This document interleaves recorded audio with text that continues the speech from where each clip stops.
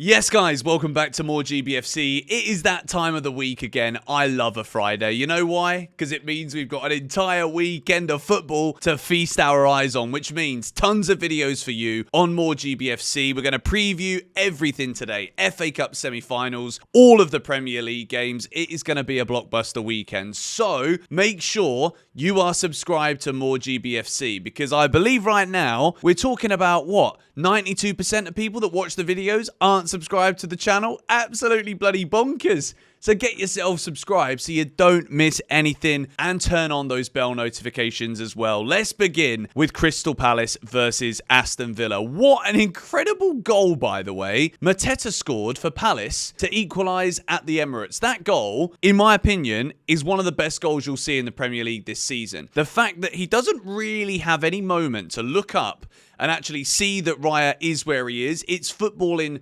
brains that have been used here because he knows that Raya's average position is going to be slightly off of his line. And he knows that you're not going to really get too many opportunities to run at the Arsenal defence and beat them, take them on, and it's a stunning, stunning goal. Crystal Palace, when Jean-Philippe Mateta is in the team, are just such a better side. Let's zoom in on this a little bit, shall we? Crystal Palace versus Aston Villa, two teams that we've spoken about at length on this channel. This is the predicted 3-4-2-1 that Oliver Glasner will use at Wembley, and this is the 4-2-3-1 that Unai Emery will likely use at Wembley. This here, Kamara and Tielemans. I've spoken a lot about this partnership this season. When these guys play deeper together for Aston Villa, I think they're significantly better. John McGinn, in a game like this, you're going to need his energy. You're going to need his leadership because this is a straight shootout, right? Crystal Palace are so desperate to win a trophy. Aston Villa as well, since the League Cup in 1996.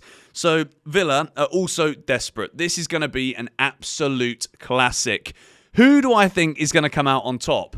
Well, first of all, it depends what version of Crystal Palace shows up. If it's the Palace that were getting ran through at Man City, ran through at Newcastle, then I could seriously see, with the way that Aston Villa play, I could see Villa doing something similar. I really could. However, they've got themselves that back three back again. Richards, Lacroix, and Mark Gurhey. All three of them back in the team together at the same time. I don't know. Dean Henderson, I think one of the most underrated goalkeepers as well this season in the Premier League. He's been absolutely fantastic. I think he's kept 9 clean sheets. Emi Martinez in goal down the other end. Is it going to be a day of the goalkeepers? You know what? I'm going to predict here. I think this is going to penalties, and I think Emi Martinez is going to win it for Aston Villa in a penalty shootout to send Villa to the FA Cup final. Let me know your thoughts on that in the comments down below. Let's move now into this. Nottingham Forest versus Man City on Sunday. Forest expected to play with a 5-4-1. Man City got Phil Foden, according to SofaScore here, back in the starting 11. Mateus Nunes, Diaz, Gvardiol, Nico O'Reilly continuing his great run at left back. Marmoush, who I think has been one of the signings of the season. I think he's been magnificent since he's come in. Kevin De Bruyne, who is apparently now linked with Chelsea, he is playing up front with Gundogan, Bernardo Silva in the middle. But this Nottingham Forest team, they just do not know when their time is up, because it isn't. Because this season, we've talked about it countless times, right? I keep saying about, Nottingham Forest don't have much possession. In the last Forest video that we made, you guys were reminding me, it isn't about how much of the ball you have, it's about what you do with it. And in terms of matchups here, you've got a team in Man City that are obsessed with having the ball, and then you've got a team like Forest who are obsessed with not being obsessed with having the ball. So this actually could be one of them games where it's either going to be a quintessential Nottingham Forest, we didn't touch it, but we still did with it, or it's going to be Man City are like, you know what, we've played at this stadium so many times, we know what we're doing at this stage of the season, and we're not going to not win a trophy this season. What do I think's going to happen here? If I'm being honest, I think Man City are going to win, and I think if they get an early goal, I think it could be difficult because then you start to see, like at Aston Villa, where it actually almost paid off for Forest when they conceded those 2 early goals and then they went for it a little bit. But I just think this Man City team have got so much quality. And I know that it isn't the strongest. And if we look at the suspected benches, when you're missing Rodri, Haaland, Stones and Ederson, at minimum, even Ake's a decent player too. But like they're missing key players. Do I think Nottingham Forest can do it? I do. I really do. If I'm being honest, if it was a percentage chance, I'm going to say like 30% of me thinks Forest are going to win this. 70% of me thinks it's going to be Man City. So I do think Man City are going to go through. I have loved covering Nottingham Forest on this channel because it's been refreshing to talk about this counter-attacking football, but I do think Man City are going to win. I hope I'm wrong. I want nothing more than to see a Nottingham Forest, Aston Villa or Palace in the final. I think it'd be a cracking FA Cup final. I really do. But I'm going to go with Man City in this one. I've got to be honest and realistic with you guys. But anyway, let's take a little look now then at the Premier League games. Chelsea versus Everton. Full match preview is out on GBFC. It went out about an hour ago or so. So make sure you check that video out. But I think Chelsea have got to win this. And I think they will win this game. Wolves versus a relegated Leicester City. We've seen Jamie Vardy announce that he's going to be leaving Leicester. I'll tell you what, looking at Jamie Vardy's comments about Leicester this season was fascinating. Was just very honest. Leicester have been very, very poor this season, and Vardy's comments are brutally truthful. And I think Wolves are going to keep going on this incredible run of form. I think they're going to smash Leicester 3-0 at the Molineux. Newcastle versus Ipswich. You guys know that on More GBFC, we've made videos about Jacob Murphy. We made a video about Newcastle winning the Carabao Cup and how great it was for Newcastle. Ipswich, right?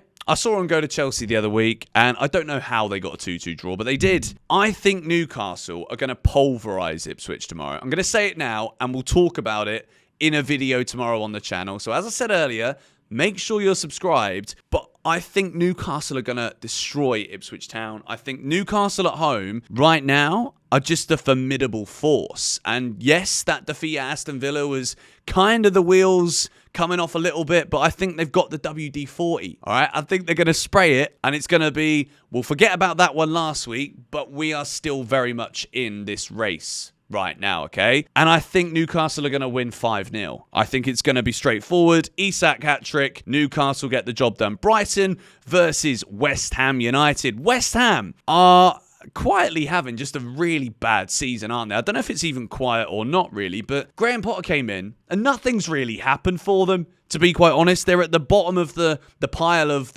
not the rubbish ones, like the promoted clubs that are all going down again, but they're really struggling. I think Brighton are going to win this game 2-1. Southampton versus Fulham. There's a lot of players, right, this season from Fulham. And I'm actually working on a couple of videos that you guys will see next week. At the minute, I'm doing some deep dives statistically into a lot of the teams that have kind of, in my opinion, overachieved. And I'd say Fulham are a team this season that have surprised me. There's a lot of Fulham players like Iwobi, Berg in the midfield, Robinson, the left back. There's a lot of players that have just been really good. Southampton, on the other hand, there's very few shining lights in this team. And I look at this game and I think, how much do Fulham care right now? I think if Fulham want to go there and smack them, I think they will. And I do think they're going to win. I think it's going to be 2-1 to Fulham. And I've just bigged Fulham up there and then I've said they're going to go and win 2-1, which sounds underwhelming. But, I mean, Southampton, I've only said bad things about them because they've been awful. It's simple as that. Bournemouth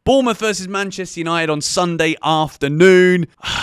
What Man United are we going to see? Is it a Man United that once again are resting players because they've got that mega Europa League semi-final coming up next week? Bournemouth, they've had moments this season where they've just been absolutely brilliant tactically. Iraola is a really smart manager. I think they've got building blocks at Bournemouth, but at the same time, it's also how many of those players can they keep? Milos Kerkez has been, in my opinion, maybe the best left back in the league this season. Let me know your thoughts on that in the comments down below. Semenyo as well, that whole left side has been amazing. So many stories about Dean Howson, who we made a video about here on More GBFC. You can check that video out if you want to find out more about Dean Howson. For Manchester United, it is focus on Thursday, isn't it? And I think that is going to come across in this game as well. I know United fans right now are fuming. They're tired of keep seeing the team lose. If you win the Europa League but you finish 17th, like, are you actually, no, you're probably not pissed off. But United aren't ready for the Champions League, so maybe it's a blessing in disguise if they're not there. Bournemouth are going to beat them 2-1. And then we finish at Anfield, which is probably going to be the Premier League title party, isn't it? I don't know if Liverpool get to lift the trophy this weekend. I mean, Sunday afternoon at home to Spurs, if anything, is a perfect time to lift the trophy because Tottenham fans can see a trophy be lifted then. It's fair for everybody, really, isn't it? Liverpool are going to absolutely demolish Tottenham. And look, it's been Big questions have been asked, like, are Liverpool the worst champions ever? It's the title of this video, and I've waited until the end to talk about it because it's the last Premier League game of the weekend, and I wanted to prioritise the FA Cup games, to be honest, this weekend. But Liverpool have been the best of a Premier League this season, in my opinion, where everyone has been short of something. Man City, I think, have been short of the hunger because they're so used to winning. How do you keep that team motivated? And they lost Rodri. But I think it's not just the Rodri thing. It's like Rodri goes, panic mode. How does everyone stay motivated? Arsenal have been, as much as Mikel Merino's been great, I think Arsenal have been an elite goal scorer away from getting enough points because Mourinho has shown up towards the end of the season, but so many draws for Arsenal throughout the whole campaign, not just recently to basically gift Liverpool the title, and they'll become champions with 80 points. Imagine Jurgen Klopp getting 97 points and not winning the league. So I understand the argument where people are saying the worst champions ever, but you've also got to take into consideration here Arne Slot, his first season as Liverpool manager. This is an incredible feat to come in and take over from someone who has had such an impact on English football, such an impact on Liverpool, like Jurgen Klopp. A phenomenal achievement. And I think Liverpool have absolutely been the best team this season throughout the course of the year. And as much as everybody else just hasn't been anywhere close to them, if you take a look at the table, and I'll zoom in and I'll bring it bigger so that you guys can see it here. Like, they've only lost 2 games all season. That is a remarkable record. Only 31 goals conceded. Not quite Mourinho's Chelsea. I'll throw that in at any given opportunity. 75 goals scored. It's not monstrous, is it? But, like, they've been pretty much there all season long. Arsenal were ahead of them for a little bit, and then it's just been so easy. Since match week 10, Liverpool have dominated the league. And it was match week 10 where Arsenal were beaten at Newcastle. And then Liverpool won 2-1 at home to Brighton. So that was basically the weekend